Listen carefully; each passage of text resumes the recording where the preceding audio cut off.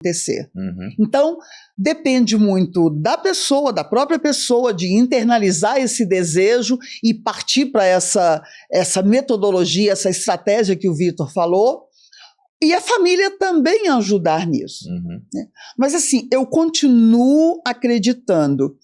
Existiu um professor em São Paulo, o professor Pierre, professor de física, e ele falava o tempo todo que aula dada é aula estudada. Então, desde sempre, você tem que manter esse ritmo de estudos. É uma pena, porque a maioria dos meninos que chegam para a gente, chegam sem ritmo nenhum. Os pais nunca deram a devida importância para estudar. Em casa era só resolução dos exercícios de para casa e acabou.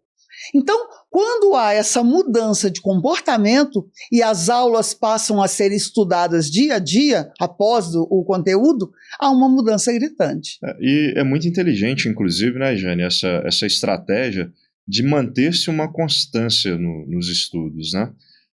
Eu vejo que muitas famílias adotam um padrão que é o seguinte: o filho está indo bem na escola, e o bem é tirar a média.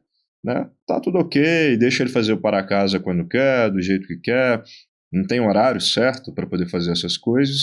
Aí, de repente, chega no final do ano, o aluno está perigando tomar bomba, ficar de recuperação. Aí aquele desespero imenso, né, para colocar volume, para contratar professor particular, para poder tentar resolver um problema que já era crônico. Sim. Então, a estratégia que você está citando aí agora é ter esse acompanhamento familiar com essa consistência no estudo, certo? Exatamente. É fundamental, gente, desde que a criança comece a balbuciar. Eu já falei sobre a questão do livro, de colocar o livro na mão das crianças, mas é necessário criar esse hábito, esse tempo específico, no caso dos pequenininhos, para leitura, para folhear livros e ficar decodificando gravuras, mas a partir do momento que entrou para a escola, é necessário que a família esteja junto cobrando, mesmo que ela não consiga estar ali lado a lado, mas que ela coloque a obrigatoriedade e o tempo necessário para isso. Ô Vitor, partindo desse pressuposto, e puxando um gancho ainda no que você disse anteriormente, essa constância para estudar, aliada à organização, é extremamente importante. E você repete muito essa frase, inclusive, que aula dada é aula estudada, ou aula estudada é aula dada, e vice-versa.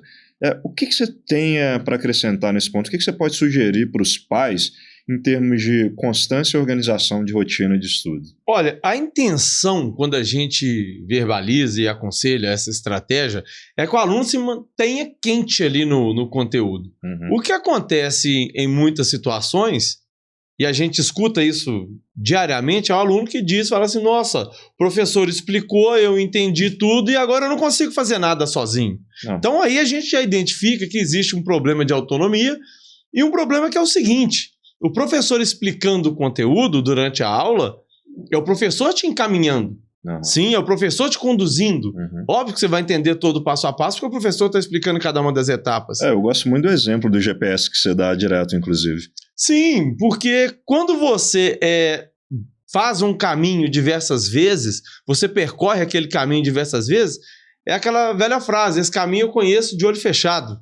Porque você já percorreu ele sozinho diversas vezes. Agora, quando alguém está te guiando, você não conhece o caminho, por mais que você passe ali muitas vezes, você demora, o tempo é muito maior do que quando você percorre sozinho.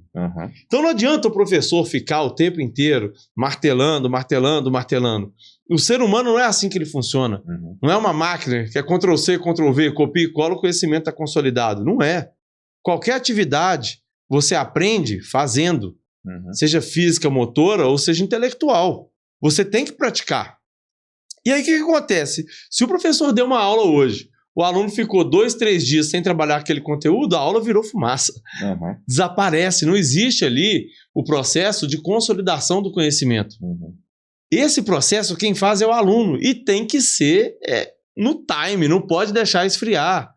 E aí é bom que o aluno crie esse ritmo de estudo. Ele cria essa rotina, sabe? Vira costume, vira um hábito. Ele já sabe das suas obrigações, ele já tem toda a sua agenda. Já é algo que ele está programado para fazer. Daí a pouco ele está fazendo isso no automático. Ele chega em casa, já revê os exercícios que foram trabalhados em casa, pega mais alguns para aprofundar. E aí sim, quando ele realiza, ele consegue consolidar o conhecimento. Ele fala, entendi. É o que a gente fazia antigamente, hoje não existe tanto mais, mas a gente fazia muito resumo. Todo mundo aí, o pessoal, né, estudava através de resumos. É a prática. É você exercendo. Mais do que você lê, você escreve. É a melhor forma de fixar, né, Vitor? Você fixa muito melhor o conteúdo, sabe? Então, assim, fazer resumos através da escrita, quanto mais atuante você for nesse processo, quanto menos passivo você for nesse processo, melhor será a sua compreensão, mais você consegue identificar padrões, porque você estará executando e você estará enxergando a resolução, você consegue enxergar mais padrões, que é a tal da sua forma de resolver a questão. Eu enxerguei dessa forma, e você vai criando métodos, sabe? E o estudo fica realmente muito mais eficiente. Deixa eu só interferir aqui. É muito necessário informar que todo o processo é ensinado. Se quero que o filho faça resumo, tem que ensinar a fazer resumo. A escola não ensina. Se quer que o filho tenha o hábito de procurar exercícios além, eu estou falando principalmente em matemática, exercícios além do dever de casa, é necessário ensinar. Quer que o filho seja um bom intérprete nos textos, é necessário ensinar também. Se os pais perderem esse tempo com os filhos, eles vão ganhar em qualidade e em resultados. Isso tem muito a ver com o que a gente falou sobre o papel do líder dentro de casa, Exato. né, Jane? Quem estabelece a rotina dentro de casa é o adulto. Ele tem total autonomia para poder fazer isso. E eu acredito, inclusive, que uma moeda de troca extremamente positiva olha, você quer brincar? Pode brincar. Quer jogar videogame? Pode também, com parcimônia. Você pode fazer as coisas legais, as coisas que as crianças gostam, que os adolescentes gostam. Mas antes vem a obrigação. Exato. E se essa rotina, essa constância vira uma obrigação, obviamente com o líder determinando a obrigação, mas estando do lado, ajudando, Sim. participando, o processo foi mais fácil, né, Jane? É interessante que você falou de o líder cobrando, mas o líder pode só vigiar, ou então depois conferir. Porque é o que vai acontecer.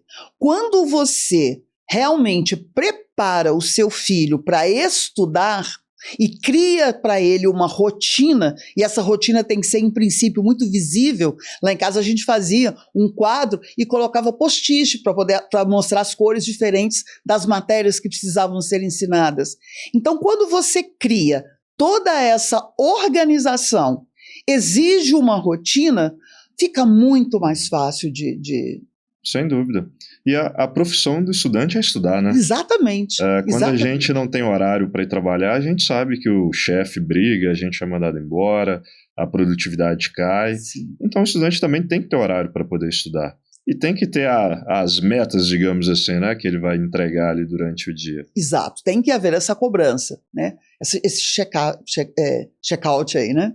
Ô Vitor, pensando nessa questão da constância ainda, você deu um exemplo aí muito grande, de uma forma muito boa de fixar o conteúdo, né? Que é repetir o que foi feito em sala de aula, estudar o que foi dado em sala de aula, realizar os exercícios novamente. E outra coisa que você fala, agregada a isso, é que toda prova tem um sotaque. Toda prova tem uma forma dela de se comunicar. Toda prova tem aquela coisa que você já sabe, está querendo me levar para pegadinha, mas não é isso não vou cair nessa. Por quê? Porque você aprende a falar a língua da prova. Seja no Cefet, seja no Coltec, seja no Colégio Militar, todas elas têm um padrão. E você disse aí pra gente que uma forma de identificar esse padrão é justamente praticando. Fala um pouco sobre a rotina do erro. Quando os alunos erram nos exercícios, como que eles devem encontrar esses padrões de erro, como que eles devem buscar a forma de se estabelecer dentro do processo de forma constante? Vamos lá. O erro, para mim, é o pote de ouro do aluno. O erro é o diagnóstico. O erro é aquela situação que pai e a mãe chega todo santo dia para mim, para Jana, para qualquer outro professor que você tenha, e fala assim, como que eu faço para o meu filho melhorar? Onde que meu filho tem que melhorar? Eu falo, olha o erro dele. É simples onde ele tem que melhorar. O erro está aí. O erro conversa com o aluno o tempo inteiro. Aí a gente fala de refazer o exercício, explica como que tem que ser e tal, e aí que o aluno tem que entender o que é refazer o exercício. Então fica a dica para todos os alunos que refazer exercício não é simplesmente depois da aula, você chegar em casa e falar, esse exercício aqui, vai lá e faz de novo, provavelmente com a correção do professor na sua cabeça, o que você desconstrói completamente a ideia da autonomia, porque você estará, na verdade, reproduzindo algo que você viu há 4, 5 horas atrás e colocando no papel, batendo a sua meta, fazendo o que teoricamente você tinha que fazer, que é refazer o exercício. Então não é isso. Refazer exercício, que a gente diz, é uma análise de erro. O que eu errei, por que que eu errei, o que que me induziu ao erro. Sim? Então, assim, dentro de uma questão, tem várias possibilidades de erro. Você tem que identificar com, sabe, extrema precisão o que que aconteceu ali. Pode ser do erro mais bobo possível, errou conta, vai. O aluno errou conta. Chegou amanhã, errou conta de novo. Depois errou conta. Poxa vida, eu tô errando conta todo dia. Pode ser que tenha até um lado do ser humano aí, ó, com suas fragilidades, uma questão emocional, no sentido que o aluno, às vezes, ele tá relaxando demais no momento da prova. Eu tô errando conta em quais questões? Nas difíceis? Então, provavelmente, eu tô ficando estressado porque a questão é muito difícil, minha cabeça fritou, eu perdi a atenção. Não, eu tô errando nas fáceis. Será que eu tô subestimando porque eu julguei que a questão foi muito fácil? Então, essa análise deve ser feita. Por quê? Quando o aluno está errando muita conta, por exemplo, em questões fáceis, e ele se depara novamente com uma questão fácil, e já tem um histórico de erro de conta nessas questões, ele fala, opa, hoje não. Já vai para a quarta vez? Não posso. Então ele começa a se vacinar contra esses probleminhas que estão acontecendo, né? Não, agora o problema não está sendo erro de conta. Vamos supor, eu estou errando porque eu precisei calcular aqui um máximo divisor comum e eu não me lembrei, eu estou esquecendo. Eu sei como é que eu faço a consulta aqui, mas eu estou... Vai lá e resolve isso. Você tem que saber fazer o cálculo, isso é o mínimo. Não, foi uma pegadinha dentro do problema. O que é a pegadinha, gente? É uma forma que a questão tem de te induzir ao erro, te gerando uma confusão. Ela te faz interpretar de uma forma que não é a que é pedida. Sim? Então o aluno precisa, quando ele cai numa pegadinha, pegar essa questão e falar assim, bom, o que eu pensei? E por que eu pensei assim? O que me induziu? Qual parte do texto, do enunciado?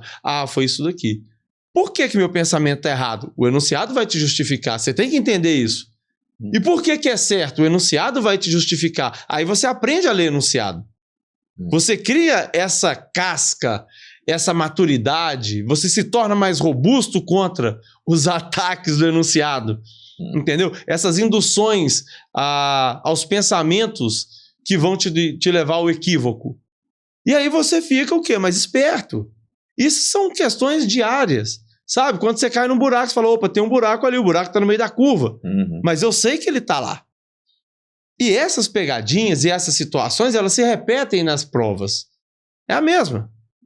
Sabe? Se repete de 2 anos atrás, vai vir. Então, o aluno que tem essa bagagem, ele realmente se torna maduro o suficiente para, no momento da leitura, ele já se deparar com a situação e entender, olha, o problema está me encaminhando para cá, muitos vão fazer isso, eu vou fazer diferente. E, às vezes, a pegadinha, a indução, nem é te levando ao erro, mas te levando a processos ruins, a resoluções ruins que tomam tempo. E aí o aluno não consegue terminar a prova, fala, meu Deus, prova grande. Não. Falta de experiência muitas vezes, metodologias de resolução muito ruins, né? Não teve acesso a um curso de qualidade. Nesse ponto eu sempre falo que o Militar Flix vai ser um curso que vai agregar muito, porque o aluno consegue uma bagagem de provas ali gigantesca, uma experiência de metodologias de resoluções gigantescas que ele vai poder aplicar em diversas situações. Então é essa bagagem, é essa experiência, é essa maturidade, esse aluno robusto que vai gerar aprovação. Sem dúvida. Ô, Jane, o Vitor trabalhou muito essa questão agora do erro como sendo um norte, um diagnóstico, e uma orientação para o próprio aluno encontrar suas dificuldades e aprimorá-las e melhorar. Mas a gente vê uma questão também que é bem interessante, que muitos alunos e muitas famílias, inclusive, ao invés de usarem o erro dessa forma que o Vitor está citando, usam o erro como, eu não vou dizer uma muleta, mas algo assustador, algo que faz a família, o aluno encolher, se diminuir, ficar com medo, né? Ficar com medo do processo, do futuro, e travam. Eu vou pedir uma dica muito especial, inclusive, para vocês atentarem muito a isso. Porque você, Jane, é uma das pessoas mais encorajadoras que eu conheço na face da Terra. Não tem um projeto que a gente não conversa, que a gente fala, vamos fazer assim assado, você não vibra e fala, vamos fazer, vai dar certo, vai funcionar, e a gente tropeça, levanta, tropeça e funciona. Eu já vi você fazendo isso diversas vezes. O que você pode dizer para essas famílias diante do erro? Primeiro, eu quero completar a fala do Vitor, porque muitas vezes o erro acontece exatamente por causa da não leitura.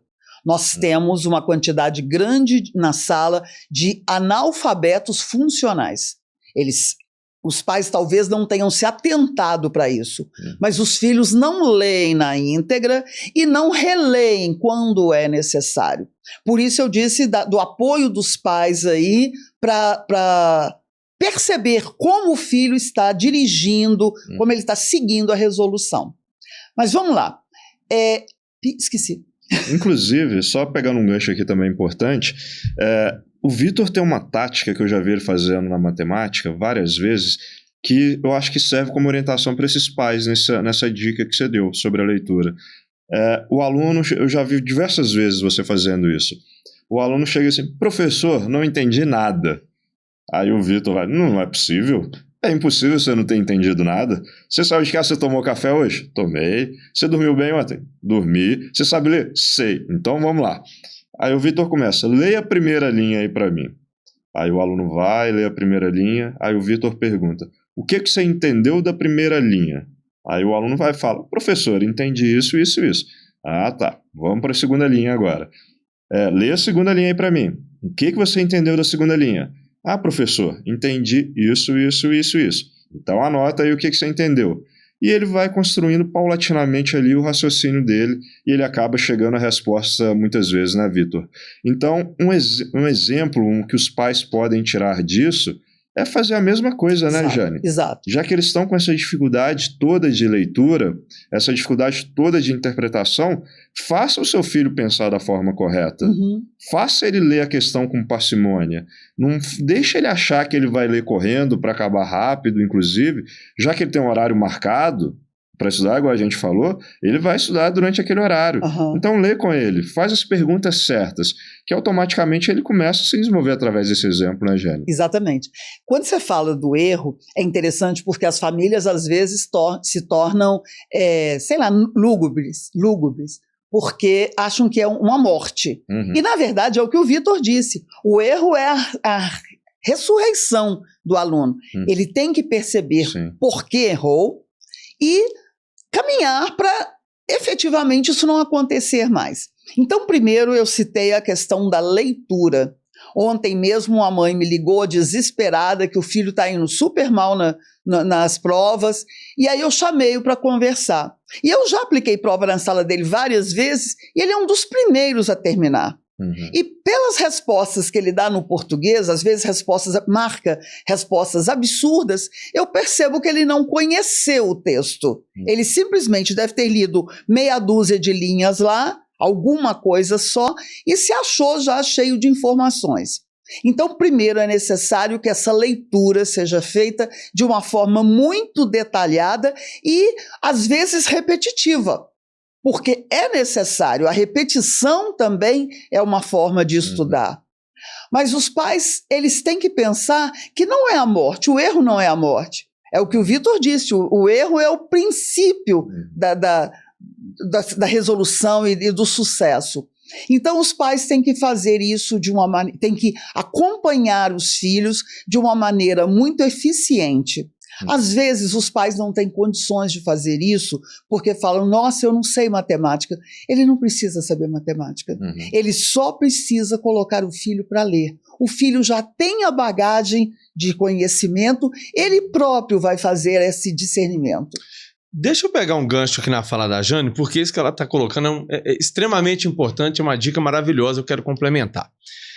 Gente, assim, existe uma quantidade imensa de alunos que sabem o conteúdo, que tecnicamente estão aptos, mas não acertam as questões porque a leitura deles, não a leitura de ler o português, mas assim, eles não sabem lidar com essa informação. A leitura deles realmente não está ok. O que acontece? Aí chega lá uma nota, um aluno para tirar notas acima de 8, tá tirando ali notas 6, 6,5. Então ele tá errando aí, ó, pelo menos umas 5, 6 questões que ele sabe, que ele poderia acertar. Aí depois da correção do professor, ele vira, poxa vida, dava para acertar. Não é uma questão difícil. Nossa, como que eu errei isso? Errou porque não leu. Foi justamente o que a Jane disse. E aí o que acontece? Quando o aluno chega com a nota em casa, o pai e a mãe quer saber o seguinte, qual a nota? Exatamente. 6, 6,5. Fala, meu Deus do céu, a liderança já perde o controle e já começa a se lamentar. Não é isso, gente. Óbvio que a nota é importante, todo mundo quer tirar a nota boa. Mas se você tem uma firmeza e sabe onde você quer chegar, você vai fazer o seguinte, você vai pegar a prova e falar, não, senta aqui. Vamos ver as questões que você errou. Acha as questões fáceis que ele errou. E mostra para o filho de vocês que ele está errando de bobeira e que ele não é um filho 6,5, ele não é um aluno 6,5, ele não é um aluno nota 6. Ele é um aluno nota 8 e você tem que mostrar isso para ele. Olha aqui, essa questão que você errou. Essa questão você sabe, filho. Você é muito melhor que isso. Coloca seu conhecimento no papel. O que aconteceu? E aí vem a junção da nossa fala, porque o que aconteceu é justamente ele entender, ele se conscientizar o porquê que ele está errando o que ele sabe. Exato. E o motivo disso, na grande maioria das vezes, é uma leitura que não é tão eficiente. A ponto dos alunos, igual você falou aí, muitas vezes me perguntarem, e eu tenho essa brincadeira com eles mesmo. Professor, não sei essa questão. E eu gosto, tem algumas questões mais polêmicas. Aí eu falo, gente, quem acha que não conseguiria fazer essa questão de jeito nenhum? Eu falei, então você vai fazer agora, vamos lá. Então pode começar a ler, vamos lá. É uma questão de leitura, sabe? E aí, obviamente, eu não faço. Eu fico no quadro, vou escrevendo o que eles me relatam. Mas eles fazem a questão. Então um aluno que verbaliza para mim que não conseguiria fazer de forma alguma, provavelmente está todo confuso, a compreensão dele está bem prejudicada, né? Então, assim, ele consegue no final. Por quê? Porque dentro da leitura eu vou falando pensa, raciocina, conclui, segue. Pensa, raciocina, conclui, segue. Então, esse método de resolução de questões, assim, é muito eficiente. E os meninos normalmente conseguem progredir muito quando entendem o que está sendo, o que está acontecendo, né? E esse papel aí de sentar do lado, encorajar o aluno, para ele se conscientizar que ele é um aluno muito melhor e ganhar confiança para fazer isso, é fundamental. Eu quero dizer que o final desse processo de acompanhar toda a leitura, de ficar pedindo informações, ele tem que ser coroado pelo elogio, pelo incentivo. Sempre elogiar, mesmo que o filho esteja tirando 2 numa prova valendo 10, mas incentivar. Por quê? Porque nós vamos despertar nele o desejo de ser melhor. Sim, e é importante também, Jane, até complementando isso, que o elogio ele seja assertivo, né? Sim. Eu vejo que as pessoas às vezes confundem, sabe aquela turma da energia positiva, sabe? Pensamento positivo, uns livros de autoajuda fizeram sucesso aí e contaminaram as pessoas de forma errada. Mas não basta ter pensamento positivo, não basta elogiar o vácuo, o vento. Você tem que elogiar o progresso. Exatamente, qualquer que seja ele. Qualquer que seja ele, exato. Então, um aluno está com uma nota ruim, a gente não vai elogiar a nota ruim dele, porque isso é errado. Mas a gente vai elogiar o esforço, a questão que você perceber que ele fez. Você fala, olha essa aqui, filho, essa daqui você fez, parabéns. E depois, inclusive, na outra, olha, filho, essa daqui você nem tentou, dá para ver que não tem nem marca de borracha. Você poderia ter feito melhor. Então essa questão do elogio ela é muito importante, Sim. porque a gente percebe dois extremos às vezes, né, Jane? O pai que só critica, que é o que o Vitor falou, ele só quer ver a nota, esquece de usar o erro como uma ferramenta de diagnóstico, e o pai que só elogia. O filho pode estar fazendo qualquer coisa, pode estar dormindo em cima da prova, que ele, parabéns, filhão, você é um campeão. É mentira. E as crianças ou os adolescentes, eles percebem essas incoerências. Ele né, já gente? tem esse senso crítico bem aguçado. Exatamente, exatamente. E pegando mais um gancho nessa fala de vocês dois, observando aqui, eu vi como que tudo se conecta, como se tudo se casa, e como que esse papel de tranquilidade do líder é importante, né, Jane e Vitor? Como que ele tem que passar a diretriz certa ali para o filho dentro de casa. Não desesperar com erro, não elogiar o que não deve. Não desanimar. Não desanimar, encorajar através do elogio pelo progresso.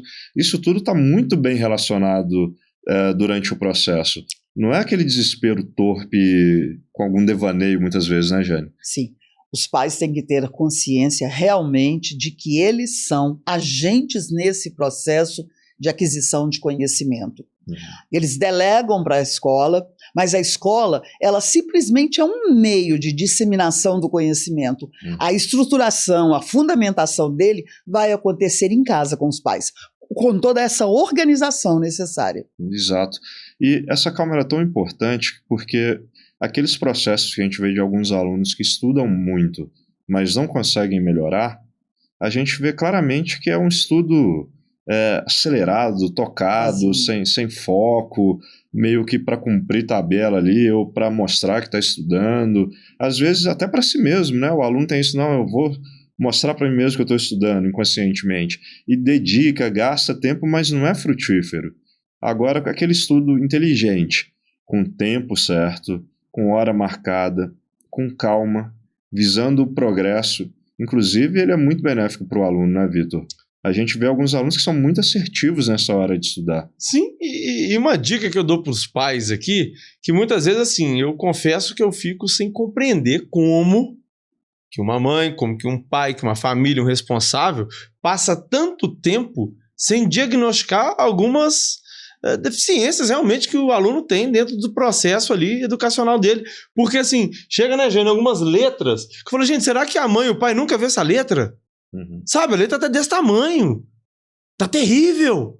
E aquilo ali é muito simbólico, porque uma letra tão arrastada, ou então uma letra, um desleixo com a letra, vai respingar em todas as matérias, em tudo, porque assim, você vê que o aluno não tem comprometimento com a estética, com o que ele está fazendo. A letra entrega muito isso. A gente fala, né, Jane? É o aluno da mão bamba. A letra dele escorrega, assim. E às vezes ele até começa uma redação, né? E vai, mas depois você vê que a letra começa a ficar bamba. E normalmente, não sei o que acontece, mas vivenciou a escola, vivenciou o processo, vivenciou para casa, mãe, pai... Vivenciou não, passou por ele. Passou por lá, né? Mãe, pai... E ninguém enxergou a danada da letra, que é a forma como a pessoa se manifesta no seu caderno. É a forma básica. Então, aquilo ali, alguém tinha que ter enxergado aquilo. Então, assim, gente, olha o caderno dos meninos, olha o capricho. Você vai ver se ele está realmente se empenhando. É estético, é visual. Não precisa pegar, abrir e olhar. A estética, o visual, tá limpo, tá organizado, tá atrativo. Então ele fez. Então ele se interessou. Agora, tá aquele negócio todo espalhado. Um ambiente de caos, caótico. Você já vai ver que tem problema. Não tem como. Não vai ter evolução naquele ambiente. Impossível.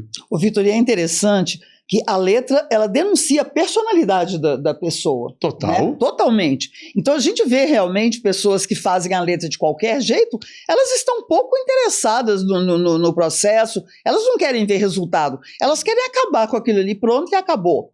A mesma coisa acontece na folha de resolução da matemática. Tem gente que começa na esquerda, pula para baixo na direita, não tem a organização. Gente, eu canso de dizer isso. A organização visual, a organização física, ela vem depois da organização mental. Então, os pais precisam criar a organização nos filhos, a organização do quarto, da gaveta, do guarda-roupa, do brinquedo e, principalmente, quando começaram a estudar, a organização do caderno. Eu já contei aqui uma vez que eu tive uma aluna que ela não seguia, ela abria o caderno e começava lá em cima, da esquerda para a direita. Só que, de repente, ela mudava a página e começava embaixo. Ela não tinha sequência. Lógico, era uma pessoa que precisava de uma ajuda especial, sem dúvida. Mas faltou em casa toda essa orientação de beleza, de organização. Mas, mentalmente, isso acontecia. Exato. E é interessante, né, Jane, também como que essa falta de organização, ela depois tem reflexos na vida pessoal da pessoa também, né? Seja no mercado de trabalho, dentro de casa e por aí vai. É algo que é construído ao longo do tempo, né? É o que eu disse, vira personalidade, né? Então, é necessário que a família ensine. Gente, tem que ensinar passo a passo todo o processo. A criança não nasce sabendo. Um menino de 10 anos, porque já completou 10 anos, ele tem condições de se virar sozinho, isso é impossível, tá? É o período que eles ainda precisam de ajuda, principalmente por causa da puberdade que está batendo as portas aí, e aí começa, né, um monte de outros hormônios pululando aí, e eles perdidos, sozinhos. Então, a família faz totalmente necessária. E assim, é uma necessidade de, às vezes, culpar a escola que também me incomoda muito. Sim. Porque não adianta virar e falar assim, não, mas como que a escola não viu? Eu falei, não, como que você não viu? Como que você não viu?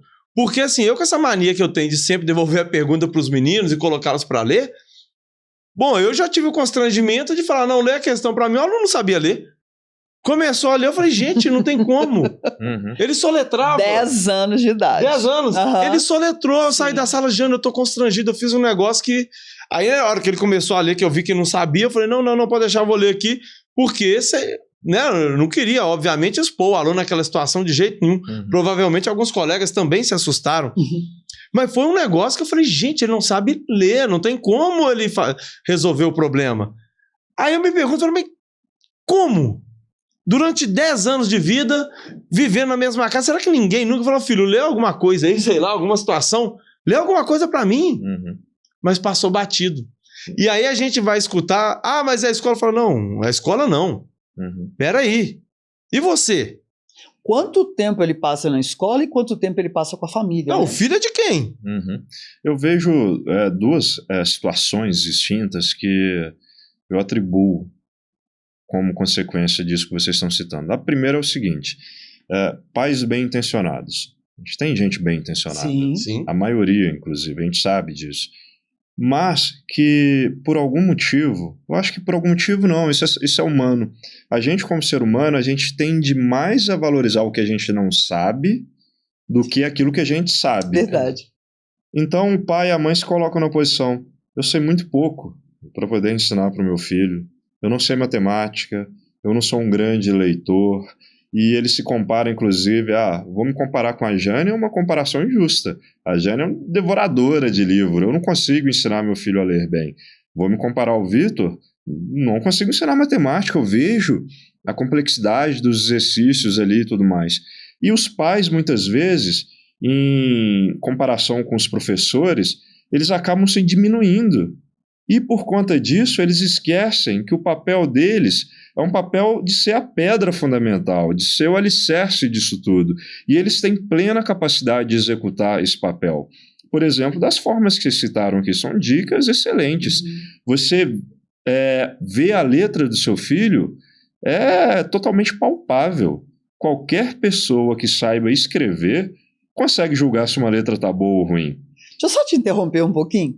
Me incomoda muito, principalmente depois da pandemia, me incomoda muito a maneira como os meninos estão pegando no lápis. Tem gente que pega no lápis com 5 dedos, apoiando os 5 dedos no lápis. Isso também foi má orientação. Tirar isso agora é muito difícil. É possível? Sim, é possível, sim. Com muita persistência, com muito jogo de cintura. Mas Se o filho pegou errado no lápis, você corrige. Você tem que corrigir. Sim, isso é fácil de diagnosticar, né, Jane? Sim, é visível. Isso, desde que você se coloque no papel certo e saiba que o que você sabe é o suficiente para conduzir o seu filho. O maior exemplo que os pais podem dar é a trajetória deles. Eles estão trabalhando, estão se esforçando, estão se abdicando de muita coisa pelo bem dos filhos. Esse é um exemplo muito mais forte do que um professor em sala de aula pode dar. Então, se eles conseguem enxergar isso, filho, você está pegando mal no lápis. Ele não precisa ter devorado obras de Machado de Assis para poder ajudar o filho dele. Se ele chegar e falar, filho, lê a questão, um problema de matemática inteiro, lê a primeira linha para mim. Ele não precisa saber expressões numéricas para poder ajudar o filho nesse sentido. Ele precisa fazer o básico. Exato. Ele precisa estabelecer uma rotina, como a gente falou aqui. Isso ele tem poder. Ele pode ser até ditador dentro de casa, se ele quiser, mas é melhor que traga o aluno para o processo. Ele pode estabelecer a rotina, ele pode estabelecer a constância, ele pode ajudar com essas questões básicas. Vocês falam o tempo inteiro da importância do pai, da mãe, chegar para o filho e elogiar. Quem que o filho gosta do elogio? Do pai e da mãe. Sim. Eles gostam dos nossos? Adoram, mas do pai e da mãe são incomparáveis. Então tudo que é mais importante é mais básico. E está na mão deles, né, Jane, de ser feito. Basta não se omitir desse papel. Me fez lembrar, amanhã eu vou receber uma mãe, o pai da criança já foi meu aluno, e agora a mãe está com a criancinha de 2 anos e quer orientação sobre o que fazer. Então, assim, ela está no momento certo, né? Como já conduzir a vida educacional do filho. Isso precisa acontecer com muita urgência. Quem ainda não começou, que assuma esse papel de cobrança, de vigilância, mas também de incentivo, para que o filho possa realmente deslanchar. E não custa muito para os pais. Não custa. Basta começar. Depois fica muito fácil de...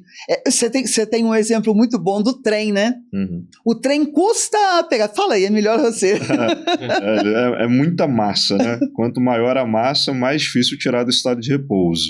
E também é mais difícil parar. Então, a gente sempre fala isso lá com o curso, quando a gente tem um projeto novo, alguma coisa do tipo.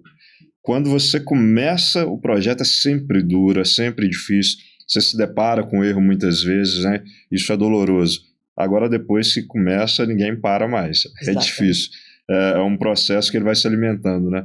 Inclusive, a gente vê com o exemplo de ex-alunos nossos que não tinham costume de estudar, não tinham costume de se desenvolver nesse aspecto, já foram aprovados no Colégio Militar, já foram aprovados no Cefet, já foram aprovados no Coltec e continuam com os mesmos hábitos. Eles não vão nem de parar mais. Final de ano é terrível, né, Vitor? A gente continua recebendo visita lá dos meninos que eles querem. Vitor, me indica o material para estudar, me indica alguma coisa para fazer agora que o curso acabou. É muito bom ver isso. Quando os meninos acabam o cursinho e tal, eles viram, professor, o que eu vou fazer agora? À tarde não tem nada para eu fazer. Ou de manhã não tem nada para fazer. Eu tô acordando cedo, professor, não consigo acordar à tarde. Minha vida tá um tédio. Eu falei, não, continue estudando, vai ler, vai fazer alguma coisa. E é isso que os pais têm que produzir. Quando a gente, né, conclama os pais a participarem de forma mais efetiva da aquisição de conteúdo dos meninos, não é ensinar matéria, mas identificar uma possível falha no processo escolar. Porque a escola vai falhar. A escola, hoje em dia, a gente já falou sobre isso aqui, é fraca. A escola está a um nível muito baixo.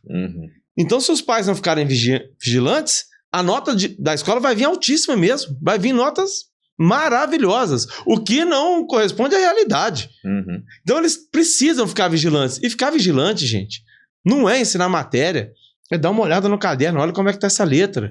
Sabe, essa questão da leitura, eu acho tão bacana. A Jane já falou que ela faz isso muito na casa dela, mas assim, você pode criar momentos ali que os meninos vão ler um capítulo de livro e depois você lê, e aí faz um teatro, faz alguma coisa, lê um poema, né, gente? Né? Faz alguma coisa ali, uma brincadeira com eles, cada um vai ler um parágrafo, mas que seja algo divertido, que você também participe, para você conhecer como é que seu filho tá, como é que tá a evolução dele. Porque seu filho tem 10 anos, 11 anos, e olha, eu vou mais. Você é um adolescente de 15 anos e ainda tá com uma leitura meio travada, não tá legal, não tá fluindo. Como que vai fazer uma prova com 40, 60 questões, 70, 100 questões? Não vai aguentar fazer, não dá tempo, não vai ter compreensão. Então, assim, isso são pontos que a gente consegue identificar e aí, beleza, identificou, aí bate lá na porta da escola mesmo e fala, olha, e aí? Meu filho tá com... Essa compreensão não tá legal. O que a gente vai fazer para melhorar? Me ajuda? Né? Vai ter que olhar uma aula particular, mas apaga o incêndio o mais rápido possível, não pode deixar lastrar. Realiza rápido logo aquela situação. Tem que ser, não pode deixar. Vocês estão falando de rapidez? Há uns anos atrás, no dia da prova, na frente do colégio militar, depois que os meninos já tinham entrado, um pai chegou para mim super confiante na aprovação do filho. Aí virou para mim e falou assim, como que meu filho foi no cursinho? Ele nunca tinha acompanhado nada. A mãe também não. Não precisa dizer. E o pai confiante de que o filho seria aprovado por causa do resultado da escola. Porque nós recebemos muito crianças de que os pais dizem assim, meu filho é um Einstein, meu filho é um gênio, as notas dele na escola são excelentes. E isso não condiz com a realidade. A escola não ensina ninguém a estudar, a escola não prioriza essa necessidade de criar o hábito de estudar, isso tem que vir de casa.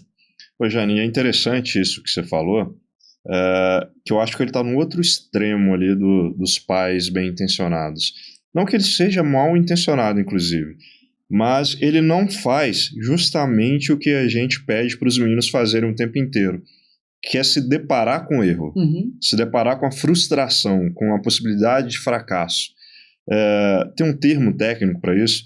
Eu estou lendo um livro de uma psicóloga brasileira que chama Luana Marques. Ela é professora na Universidade de Medicina de Harvard. E ela tem um termo que ela chama evitação.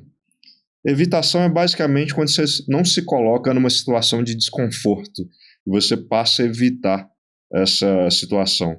Então, eu vejo que muitos pais, eles evitam o processo não porque eles não têm capacidade de ajudar, não porque a rotina é tão puxada a ponto que não sobram 30 minutinhos por dia para auxiliar o filho, mas é justamente porque eles não querem enxergar o fracasso diante deles. Então eles fogem, eles evitam e ficam com aquelas justificativas internas. Porque eu estou trabalhando muito. Todo mundo trabalha muito. Eu já paguei o curso.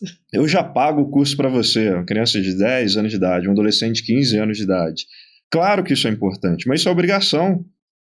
Não tem parabéns por isso, não. É sempre assim, essa é a que mais me incomoda. A que mais me incomoda. Quando chega aqueles pais assim, Vitor, você já viu isso várias vezes. Eu trabalho muito. Falei, meus parabéns, assim, eu vou te dar uma medalha porque você trabalha muito. Todo mundo trabalha muito, todo mundo. O filho é outra obrigação, faz parte. E você não precisa tirar 8 horas por dia de dedicação ao seu filho, não. 30 minutos já agregam muito, 20 minutos. Verdade. Hoje não deu. Amanhã você compensa, mas não evite o processo, só porque você tem medo de se frustrar. Seja o líder, se frustre, inclusive, fracasse. Isso faz parte do processo também, mas não evite o processo por si só. O processo é transformador, né? A gente vê como que isso faz uma diferença enorme nessas vidas. Você falou de tempo, eu quero colocar um adjetivo no tempo. O tempo não precisa ser grande do pai ali dispensando um cuidado especial com o filho. Tem que ser um tempo de qualidade. Aquele momento ali tem que ser exclusivamente para o filho. Porque eu escuto isso dos alunos. Minha mãe está estudando comigo, mas ela fica no celular. Minha mãe está estudando comigo, mas, sei lá, está fazendo outra coisa. Não. Aquele tempo ali, que sejam 15 minutos, 10 minutos, que sejam totalmente direcionados para o filho, para a necessidade do filho. Exato. Essa sociedade que a gente vive hoje, ela faz isso com muita frequência, né, Jane? De não estar presente de corpo e alma, né? Exato. A gente vê o pessoal na praia, num show, e ao invés de estar aproveitando a arte, a natureza, está ali registrando com o celular. Não tem problema nenhum, registrar é legal. Mas o tempo inteiro tira o envolvimento ali com o que você está fazendo. E com os filhos é a mesma coisa, né? E eles percebem que esse envolvimento não é real. E eles choram internamente por isso. Porque o que o filho mais quer é a atenção do pai. Não precisa, como eu disse, ser uma atenção de 24 horas, mas que seja uma atenção específica, bem direcionada. Sim, as crianças sentem isso. E o que é pior, elas se sentem renegadas, desprezadas. Exato. E vamos recapitular aqui agora essas estratégias inteligentes de estudo. Constância e organização na rotina. Usar o erro como norte e não como um intimidador. Registrar esses erros, que é o diagnóstico, saber onde se está errando, para saber, inclusive, qual direção tomar, qual vai ser o novo curso para poder fugir do erro. E participação efetiva, né, Jane? Orientação do líder dentro de casa, que é a família. Eu pensando assim, de forma rápida, eu não consigo enxergar uma possibilidade de fracasso com esses elementos unidos. De jeito nenhum. Quando essa família está imbuída nesse processo, respondendo todas essas etapas aí que você colocou, quando a família vivencia realmente, o filho vai deslanchar. Vai, assim, alcançar voos estratosféricos. É um processo de conscientização. Sim. Você vai, erra, dá uma rezinha, pega outro lugar, errou, dá uma rezinha, pega outro, errou. Daqui a pouco você vai achar o caminho Sim. e vai. Sim. É assim. É um processo, às vezes, até que demora um pouquinho, mas você vai achando os caminhos. É encontrar os caminhos, não tem erro. É uma palavra que estava muito na moda há pouco tempo, é resiliência, né? Sim. Todo mundo, qual que é o profissional bom? Profissional resiliente. Estava muito nessa atualidade. E as pessoas confundem resiliência com um jeitinho brasileiro, às vezes, eu acho, sabe? Vou dar um jeitinho, vou resolver. Mas eu acho que resiliência é justamente a melhoria constante. E é interessante, porque apesar de ser resiliente, essa melhoria vem de uma forma estruturada, como você mesmo disse. A gente organiza o processo, a gente estabelece a estratégia, e à medida que você vai identificando os pontos de melhoria, você contorna, às vezes volta um pouco, Sim. avança, vira para a direita, vira para a esquerda. Isso é resiliência estruturada. E no fim das contas, o que a Jane falou, a gente vê os meninos deslancharem, né? Quantos alunos nossos, né, Vitor? A gente vê que eles pegaram isso para a vida e hoje estão aí performando em todos os lugares por onde eles passam. Não, ficam e eu costumo falar que eles ficam até chatos. Ficam até Verdade. chatos, né? Narizinho em pé não sei o quê mesmo. e tal, eles ficam até chatos, mas assim, maravilha. Que maravilhoso, porque... O nível de confiança fica alto, né? E exigência. Não aceita qualquer coisa. Uhum. Uma pessoa muito organizada, muito sistemática, assim, não aceita qualquer coisa, não adianta. Isso vai ser bom até para as escolhas que ele vai fazer na vida. Você acha que vai aceitar um parceiro, né? Um marido, uma esposa, qualquer um, não aceita de jeito nenhum. Uhum. Não aceita vivenciar aí na sua vida profissional qualquer emprego, não. Não aceita qualquer resposta. Ele não vai ser escolhido, ele vai escolher. Ele vai escolher, com certeza. Exatamente. E vai ser solução na vida de um monte de gente. Sem dúvida. Pessoal, espero que vocês tenham gostado, que vocês apliquem essas dicas que a gente deu aqui para vocês, porque elas são muito importantes. A gente vê isso acontecendo todo santo dia. São centenas de alunos, centenas de famílias sendo transformadas por essas dicas simples que a gente passa aqui para vocês. E vocês podem ter certeza que é com muito carinho, com muita boa intenção, porque a gente quer ver não só vocês, mas principalmente os filhos de vocês cada dia melhores. E muito obrigado, Jane, mais uma vez, esplendorosa contribuindo com o nosso episódio aqui. E Vitor, sua técnica, mais uma vez, eu tenho certeza que engrandeceu essas casas aí com todos os nossos alunos. Muito obrigado e até logo, pessoal. Até mais, gente. Tchau, pessoal. Obrigado.